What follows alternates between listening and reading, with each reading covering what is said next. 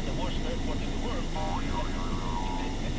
Abay, kalahating oras daw na, ang flight na naman bakit? Sa atin, Aquino International Airport dahil sa masamang panahon. Yan naman all-weather airport yan Wow!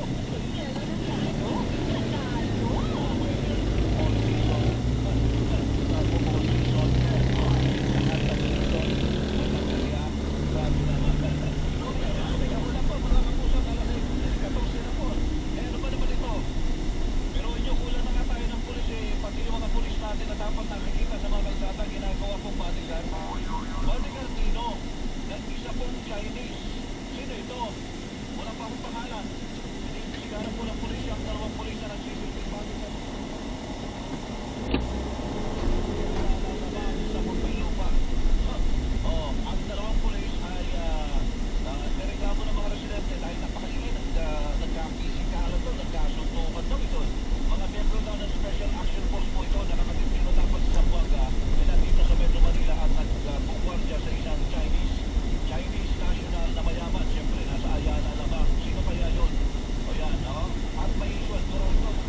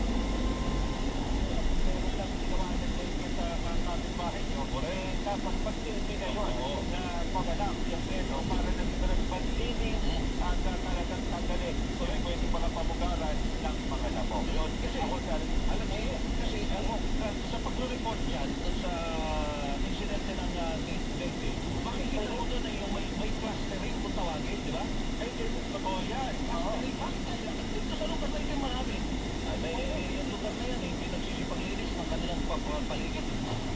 Ako po, tagtabukan nyo nakatampak na mga basura.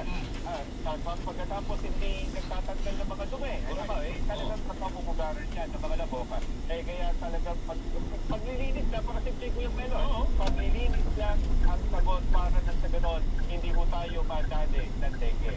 Ako sa Alcantara sa GMA sa Radyo, Double B, dapat ito. Super Radio, Melo del Prado sa Super Radio, Alas 6:24 na po ng umaga. Mga kapuso, abay, malapit na talaga po ang tagulan. Transition na po tayo.